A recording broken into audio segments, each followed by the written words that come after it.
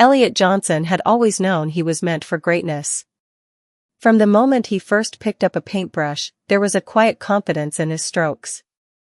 His art wasn't about creating pretty pictures, it was about capturing the essence of the world he saw around him, the beauty and pain of life, the contradictions that made it whole. Yet, despite his undeniable talent, he struggled to find his place in the art world. Born and raised in the heart of a city that thrived on its diversity, Elliot had always felt the weight of two worlds on his shoulders. As a young black man, he faced subtle yet persistent barriers, both seen and unseen. The walls of the art world were no exception. He painted with passion, his canvases bursting with emotion, but each gallery he approached seemed to turn him away. His work was either too abstract, too raw, or simply not what the art world elite considered worthy. The critics had their standards, and Elliot's style didn't meet them. His studio apartment was a humble space, filled with splashes of color on every surface. A bed in the corner, an old wooden desk cluttered with brushes, and the faint smell of oil paint filled the air. His canvases leaned against the walls like soldiers ready to fight their battles, and yet, despite his efforts, he had sold only a handful of paintings in the last year. Each time he thought he had found an opportunity, he was met with rejection. The galleries were where the real money was made, where the prestigious collectors visited, where the whispers of the art world's elite could transform a struggling artist into a household name. Elliot knew this all too well. His friends had told him countless stories of artists getting discovered, their work suddenly fetching millions at auction, their names forever etched in the annals of art history. But for men like him, opportunities were rare, if not non-existent. One afternoon, after another rejection email from yet another high-end gallery, Elliot decided to take matters into his own hands. He had heard whispers of a new gallery opening downtown, a place known for showcasing rising stars in the art world. It was the kind of place that could take an artist from obscurity to fame in the blink of an eye. He needed to try, one last time. He dressed carefully that morning, choosing an outfit that blended the professionalism expected in the gallery world with his own artistic flair. His heart raced as he walked through the glass doors of the sleek, modern gallery. The polished floors, minimalist walls, and high-end art hanging like sacred relics made him feel both excited and out of place. It was a world so foreign to him, a place where the price tags on the paintings seemed to reflect more the artist's connections than their actual talent. But he was here now, and he wasn't going to let anything stop him. The gallery owner, Gregory Carver, stood behind the front desk, a man in his mid-40s with salt and pepper hair and a suit that cost more than Elliot's rent for 3 months. He had the air of someone who was always in control, always the one who decided who mattered and who didn't. Gregory had built his reputation on discovering the next big thing, but it wasn't just about the art, it was about the story. The narrative behind the artist was often as important as the paintings themselves. Elliot approached the desk, his nerves threatening to betray him, but he forced himself to remain calm. He had a portfolio of his work tucked under his arm, the pieces that he believed captured the essence of his vision. The kind of raw, unpolished pieces that made his heart race with excitement whenever he looked at them. "Hello," Elliot said, offering a tight smile. "I'm Elliot Johnson. I was hoping you'd take a look at my work." Gregory Carver glanced up from his phone, his eyes scanning Elliot quickly, then drifting down to the portfolio. Without a word, he motioned for Elliot to set it down on the desk. The gallery owner didn't seem impressed, perhaps he wasn't expecting much. Gregory had seen hundreds of artists just like him, with their dreams too big for their talents, with their ambitions fueled by desperation. He wasn't sure what he expected from this young man, but judging by his clothes and demeanor, he wasn't holding out much hope. Elliot opened the portfolio and carefully arranged the pieces in front of Gregory. They were vibrant, full of life and emotion, capturing the struggles and beauty of everyday existence. There were images of families, landscapes in distress, and portraits that seemed to tell stories all on their own.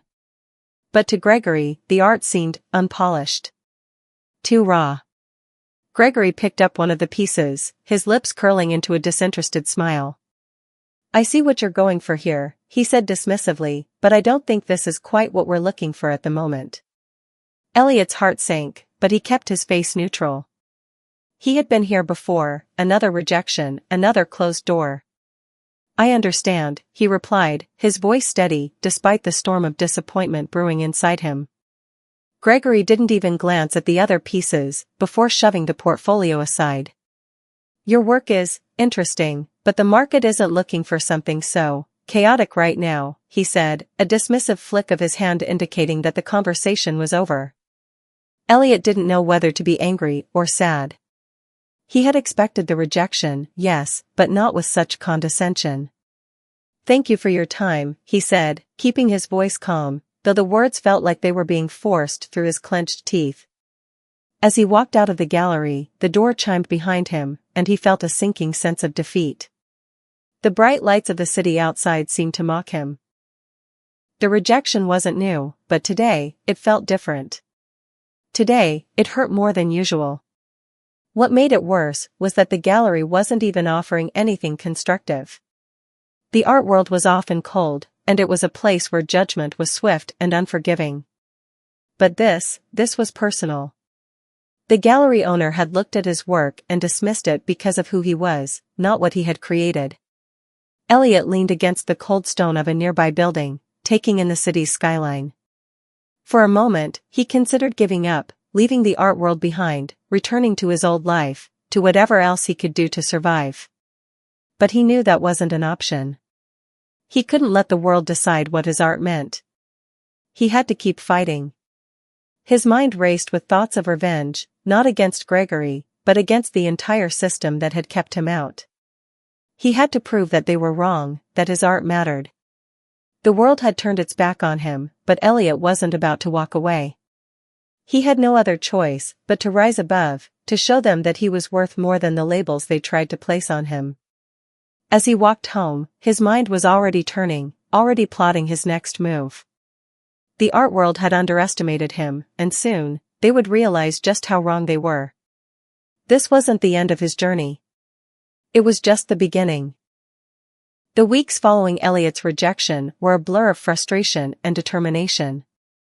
He continued to paint, but the spark of inspiration that had once been so easy to catch seemed distant now. His once vibrant studio felt like a cage, an echo of the dreams that were slipping through his fingers. But there was no time to waste on despair. Elliot had made a promise to himself the day he first picked up a paintbrush, he would not be overlooked. He would make them see his worth, even if it meant doing it on his own terms. His break came unexpectedly. One late afternoon, while nursing a cup of coffee in a small cafe on the outskirts of the city, Elliot overheard a conversation that caught his attention. Two women, seated at a corner table, were discussing an art auction that was taking place in a few days. One of them mentioned a wealthy collector named Richard Hargrove, known for his passion for discovering undiscovered artists. He had recently paid millions for a collection of works from a previously unknown painter. The conversation felt like fate. It was the opportunity Elliot had been waiting for. Richard Hargrove was an enigma in the art world. His fortune had been made in the tech industry, but he had developed a deep appreciation for fine art. He wasn't interested in the well-known names or the pieces that filled the top galleries. Hargrove was looking for something raw, something that spoke to him on a personal level. This could be Elliot's chance. If he could get his work into Hargrove's hands, his life would change forever. Elliot didn't waste any time. He contacted a friend who worked as an assistant at a local gallery, and after much persuasion, she agreed to help him get his pieces seen by Hargrove. He gathered his most powerful works, the ones that spoke to the very core of who he was, and presented them in a way he never had before. This wasn't about fitting into the mold of the art world anymore. This was about showing the world what he could do when he was true to himself. He was going to take a chance, and with any luck, it would pay off. A few days later, Elliot received an email that made his heart race. Richard Hargrove had requested a private viewing of his work. The email didn't promise anything, but it was enough to set his hopes alight. The wealthy collector wanted to see him. He wanted to see the work. The day of the private viewing arrived, and Elliot dressed carefully, donning a dark suit that made him feel both professional and authentic. His palms were sweaty, but his mind was focused. This was the moment that could change everything. When he arrived at the sleek, modern building that housed Richard Hargrove's private collection, Elliot's heart hammered in his chest. It was like stepping into another world, a world of untold wealth and privilege. Yet, none of that mattered now. He wasn't there to fit in. He was there to be seen. Hargrove greeted him in a large, open gallery space that was dimly lit and filled with sculptures, paintings, and installations from artists across the globe. But it wasn't the wealth of the space that captured Elliot's attention, it was the man himself. Richard Hargrove was a presence. He was a man of few words, with sharp, calculating eyes that seemed to miss nothing. There was no pretense about him, no haughty air of superiority. He was someone who saw value in things that others might overlook. "I've heard good things about your work," Hargrove said, after a few moments of silence. He gestured for Elliot to follow him as he walked slowly through the gallery. "I'm curious to see if what I've heard is true." Elliot swallowed the lump in his throat. He had seen Hargrove's collection, the pieces that had made him famous in the art world. They were breathtaking in their diversity, from traditional oil paintings to experimental installations. This was a man who didn't play by the usual rules of the art world. For once, Elliot felt like he was exactly where he needed to be. He began to walk Hargrove through his collection, explaining the meaning behind each piece. As he spoke, he could see the glimmer of interest in the collector's eyes. Hargrove didn't interrupt or make dismissive comments. He listened. He took in every detail. And with each painting Elliot revealed, the connection between the two men grew stronger. When they reached the final piece, a painting that Elliot had poured his soul into, a deep, fiery red portrait of a woman whose eyes seemed to pierce through the canvas, Hargrove stopped in front of it. He studied it for a long time, his eyes flicking back and forth as if searching for something hidden beneath the layers of paint. "This," Hargrove finally said, his voice low, "is something special. This isn't just art. This is a statement." Elliot's breath caught in his chest. The collector hadn't simply liked it, he had understood it. For the first time, Elliot felt as if someone had truly seen him. Someone had recognized the depth of what he was trying to say with his work. After a few more minutes of silence, Hargrove turned to him. "I'll take it," he said simply, pointing to the portrait. "And I'd like to see more." Elliot was stunned. He had expected maybe a compliment, perhaps a polite dismissal, but nothing like this. "You, really?" he stammered. Hargrove smiled faintly. "You've got something rare. Don't let it go to waste." With that, the deal was made. The portrait was sold for a staggering amount of money, more than Elliot had ever dreamed. But it wasn't just about the money. It was about the validation. It was about finally being seen for who he was, and what he could do. He wasn't just another struggling artist now, he was someone worth investing in. His work had value, and not just to people who appreciated art, but to people who saw the world through the same lens that he did. The sale of that one piece led to more opportunities. Richard Hargrove didn't just buy Elliot's work, he became his champion. He introduced him to the right people, and soon Elliot's name was making its way through the art world. The once overlooked artist was now being celebrated, his work displayed in galleries, auctioned off to the highest bidders, and praised by critics who had once turned their noses up at him. But what Elliot didn't realize, in the euphoria of his newfound success, was that this breakthrough would be the beginning of something much bigger than he had ever imagined. It would force him to confront not just the art world, but the prejudices and biases that lay hidden beneath its polished exterior. And it would eventually lead him to a confrontation with someone he had never expected to meet again, the gallery owner who had mocked him just months before. The art world was a place of illusions, of power plays, and hidden motives. But for now, Elliot had made his mark. His success was no longer just a dream, it was a reality. Elliot stood in front of his latest masterpiece, his brush hovering just inches above the canvas. The studio, now a bright and spacious loft overlooking the city skyline, was filled with the hum of creativity and success. The smell of fresh paint hung in the air, mixing with the faint scent of coffee that sat steaming on the desk in the corner. Everything around him screamed that he had made it. The walls were lined with his works, some sold, some waiting for the right buyer. But despite his newfound success, something gnawed at him, a quiet restlessness that refused to be ignored. It had been a few months since Richard Hargrove had taken him under his wing, and in that time, Elliot's work had gone from being a hidden treasure to a coveted commodity.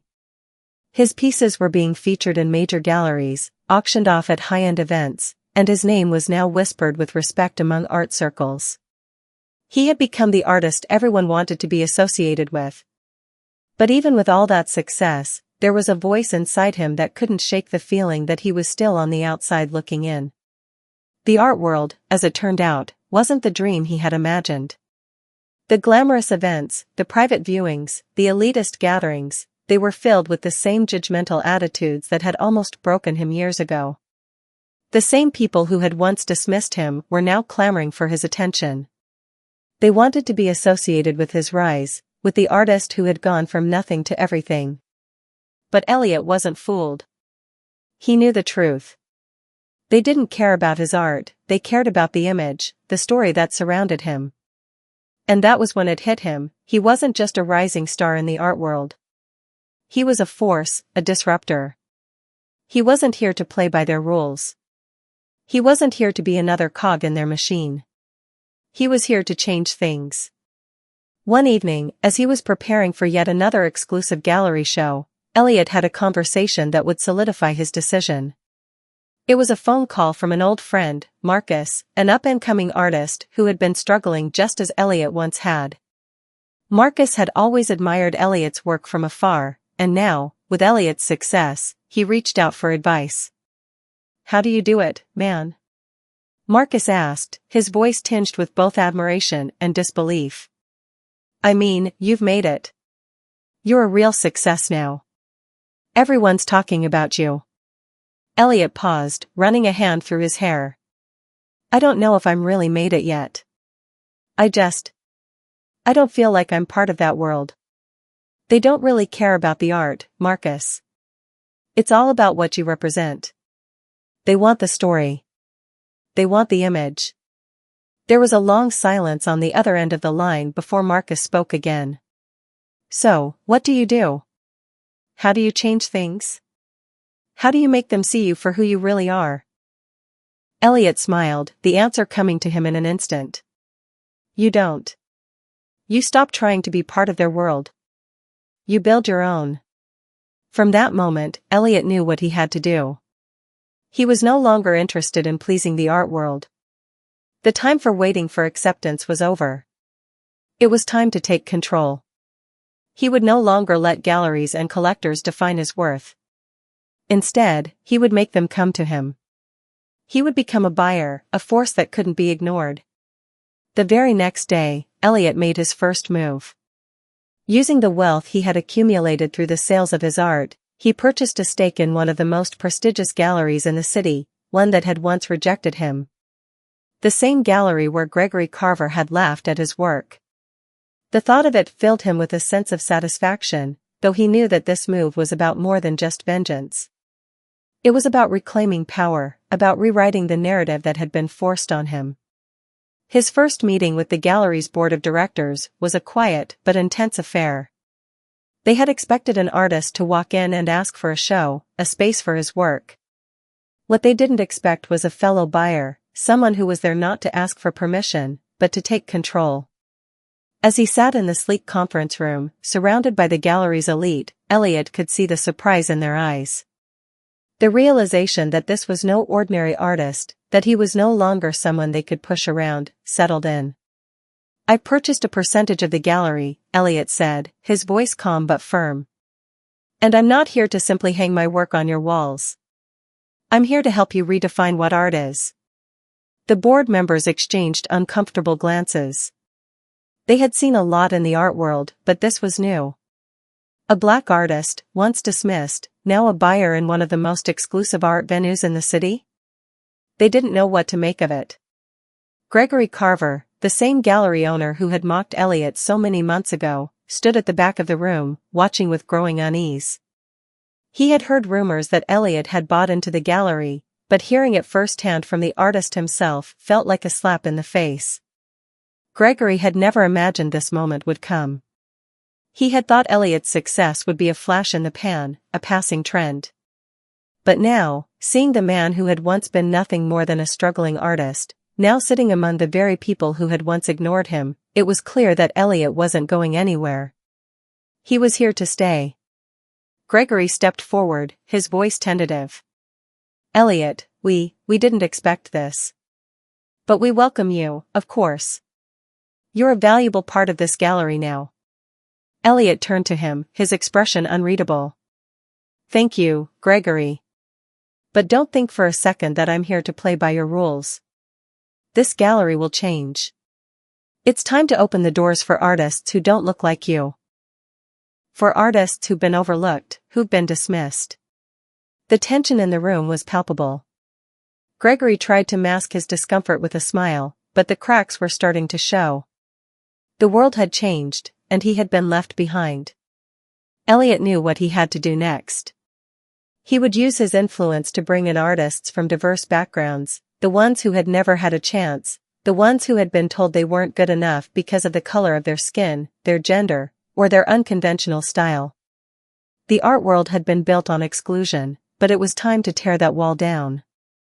As he left the meeting, Elliot couldn't help but feel a sense of triumph. But it wasn't about revenge, it was about rewriting the rules. He had become not just an artist, but a catalyst for change.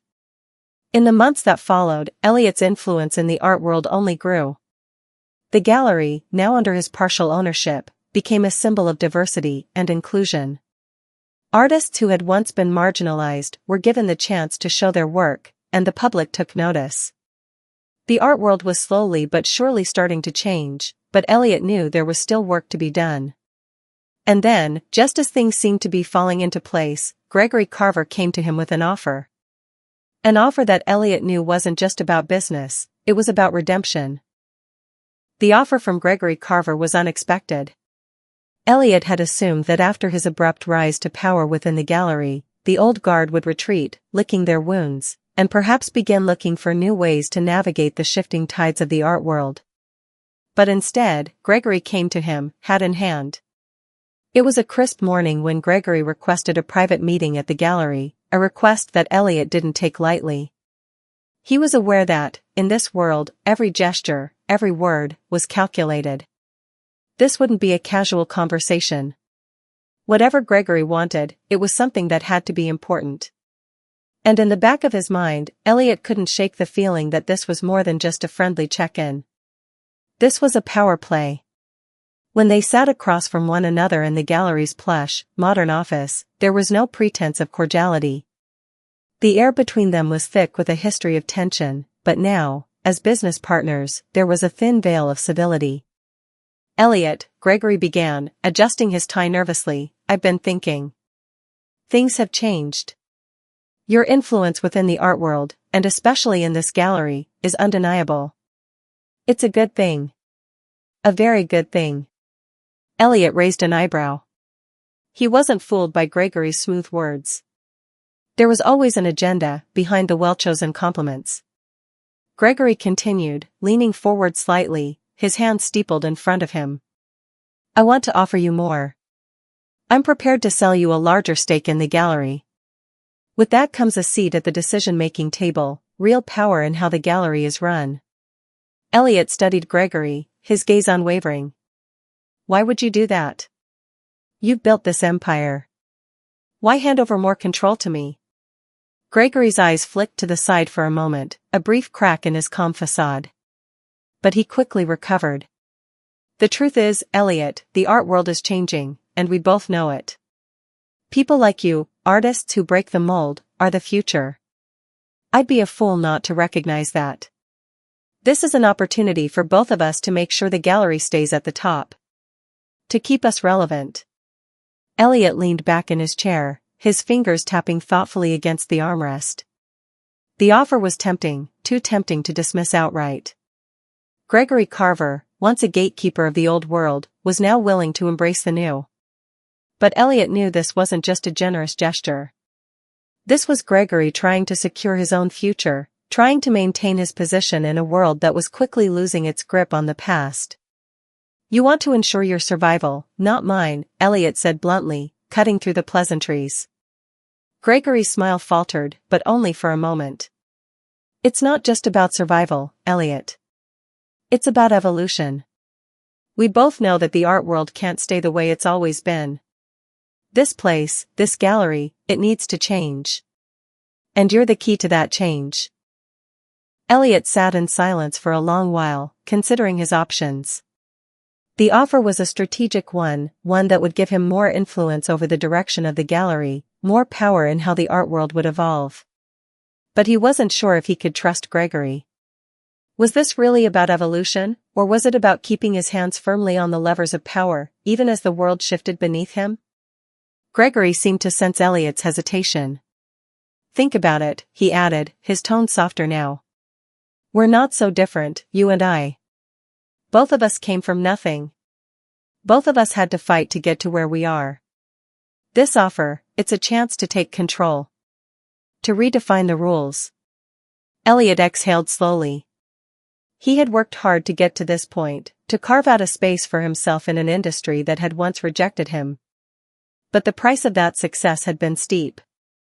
He had lost part of himself in the process, part of the fire that had fueled him when he was just a struggling artist trying to make a name. Was it worth it? Was the power he now held worth compromising his values, or could he change the game from within? "I need some time to think about this," Elliot said at last, his voice steady but tinged with uncertainty. Gregory nodded. "Take all the time you need. But remember, opportunities like this don't come around often." As Gregory left the room, Elliot's mind swirled with possibilities. The decision weighed heavily on him. He had already proven his worth in the art world. He had already proven that he could thrive without needing to bow to its demands. But now, with the offer of more power and control, he had to consider if that power would ultimately help him, or if it would entrap him. Over the following days, Elliot's thoughts remained preoccupied with the decision. He spent hours in his studio, creating new works that reflected the turmoil he felt inside. His art had always been his outlet, the one place where he could channel his feelings of frustration, hope, and anger into something tangible. But this was different. This decision could change everything. It wasn't just about creating art anymore. It was about creating a legacy, about reshaping an entire industry. Then, late one evening, just as he was finishing a new piece that would later become his most controversial work yet, Elliot received an unexpected visit. It was Richard Hargrove, the wealthy collector who had helped launch his career. The man who had once seen something in Elliot's work when no one else did. Hargrove was known for his quiet presence, and when he entered the studio, it was as if the air itself shifted. He was a man of few words, but when he spoke, every sentence carried weight. "I've been following your progress, Elliot. I know what you're facing." Elliot looked up, surprised to see Hargrove standing in the doorway. "I wasn't expecting you," he said, wiping his hands on a rag. "What's on your mind?" Hargrove stepped inside, his eyes scanning the room, lingering on the works that lined the walls. "I've been in the art world a long time," he said, his voice low and thoughtful. "I've seen it all. The egos, the power struggles, the game playing. But I've also seen something else. I've seen the people who truly make a difference. And I can tell, Elliot, that you're one of those people." Elliot's heart quickened, but he didn't show it. "I'm not sure I agree. The art world's full of people who claim to want change, but they just want control." Hargrove nodded. "That's true. But you have a choice. The question is, what kind of artist, and what kind of person, do you want to be?" The words hit Elliot harder than he expected. It wasn't just about the power of the gallery, the influence he could gain by taking Gregory's offer. It was about his own integrity, about staying true to the values that had made him who he was. Could he really align himself with a man like Gregory Carver, who was so ingrained in the old system? Or would he be trapped in a game that he had never truly wanted to play? Hargrove's presence was a reminder. Elliot didn't have to accept the game on its terms. He could rewrite the rules, just as he had done with his art. The decision was his. And it was time to make it. Elliot stood at the edge of the city, overlooking the skyline as the sun dipped below the horizon. The colors of the evening sky swirled in shades of purple and orange, reflecting the storm brewing inside him. The decision weighed on him like a boulder, its edges sharp and unyielding. He had spent days mulling over the offer Gregory Carver had extended to him: more power, more control, a chance to truly reshape the art world. But the closer he got to making a decision, the more he realized the truth. No matter how much influence he gained, no matter how much the gallery shifted under his ownership, the system itself would remain broken. It wasn't the art that was the problem. It was the way the world consumed it, the way it commodified human expression, turning it into something that could be bought and sold like any other product. His art, once a beacon of raw emotion, now felt like just another commodity in a marketplace that didn't care about the soul behind it. What good was power if the system remained the same? What good was changing the gallery if it meant perpetuating the very structures he had once fought to escape? Elliot ran a hand through his hair, his mind spiraling with uncertainty. He had built his name on breaking the rules, on challenging the status quo. But here he was, standing on the precipice, wondering if he was about to fall into the very trap he had spent his entire life trying to avoid. That night, he couldn't sleep. He tossed and turned, his mind filled with images of the gallery, its polished floors, its walls lined with the works of artists who had made it big. But he couldn't shake the feeling that it wasn't enough. The art world wasn't just about who could sell the most pieces or who had the most prestigious gallery representation. It was about identity. It was about integrity. And somewhere along the way, Elliot had lost sight of that. The phone rang early the next morning, its shrill sound cutting through the stillness of the room. Elliot glanced at the caller ID, Gregory Carver. He had expected this, but still, the sight of Gregory's name made his stomach twist. Elliot, Gregory's voice came through the phone, sounding strangely calm. I just wanted to follow up on our conversation. Have you given any thought to my offer? Elliot's gaze drifted to the window, his fingers drumming on the edge of the desk as he weighed his response. He could take the offer, claim his place at the top of the art world, and play by their rules. Or he could walk away, take a stand, and build something different, a space where artists like him weren't forced to compromise their souls for recognition. I've thought about it, Elliot said, his voice steady, but inside, his heart was racing. But I've realized something. This world, this gallery, it's not enough. I'm not interested in more power if it means continuing to play the same game. There was a long silence on the other end of the line. Elliot could almost hear the wheels turning in Gregory's mind, trying to decipher what he had just heard.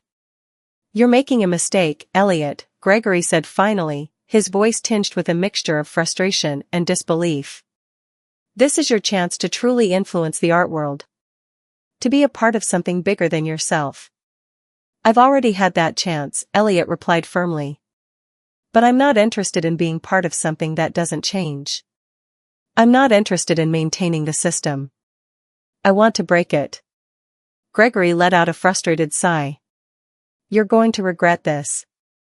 You can't change the world if you refuse to be part of it. Elliot's grip on the phone tightened, but he held his ground. Maybe I don't want to change the world on its terms. Maybe I want to create something that's completely different, something that doesn't bend to the will of those who've always had control. The line went dead with a quiet click, and Elliot stood there for a moment, staring at the phone in his hand. It was done. He had made his choice. But as he set the phone down, he knew the journey ahead would not be easy. He was walking away from a world that had given him success, financial security, recognition, and the respect of the very people who had once mocked him. But he also knew that the price of that success was far too high. It wasn't enough to simply be part of the system, he had to dismantle it from the inside out. Elliot spent the next few days in deep contemplation. He knew he couldn't take on the entire art world alone. But there were others out there, artists, collectors, critics, and curators, who shared his vision. It was time to find them. It was time to create something new, something that wouldn't just be another gallery, another auction house, another institution that made money off the backs of artists. He reached out to his closest allies, Marcus, the artist who had once called for his advice, and Richard Hargrove, the wealthy collector who had seen something in him when no one else had.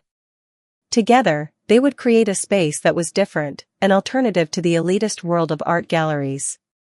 They would create a place that truly championed the work, the creativity, and the humanity of the artists it represented. It didn't take long for Eliot's vision to spread.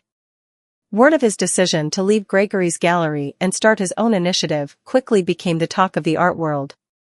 Some hailed him as a revolutionary, while others decried him as naive, a fool who had let go of the chance to control the very system he had fought so hard to become a part of.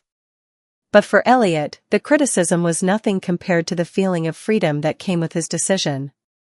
He was no longer bound by the expectations of the art world.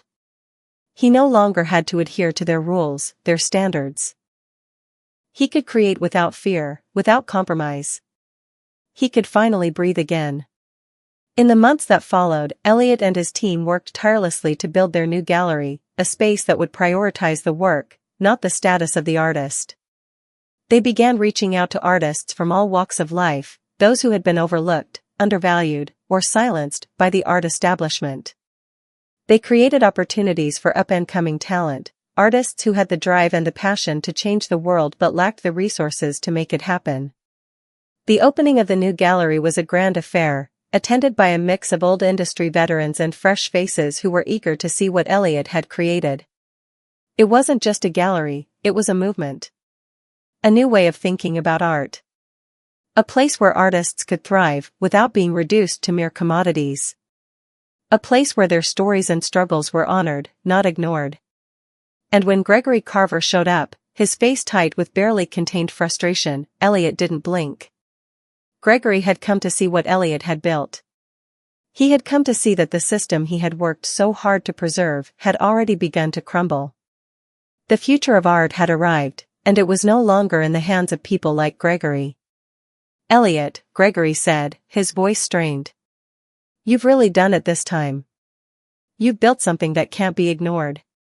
Eliot smiled, a knowing glint in his eye. It's not about being ignored, Gregory. It's about being heard.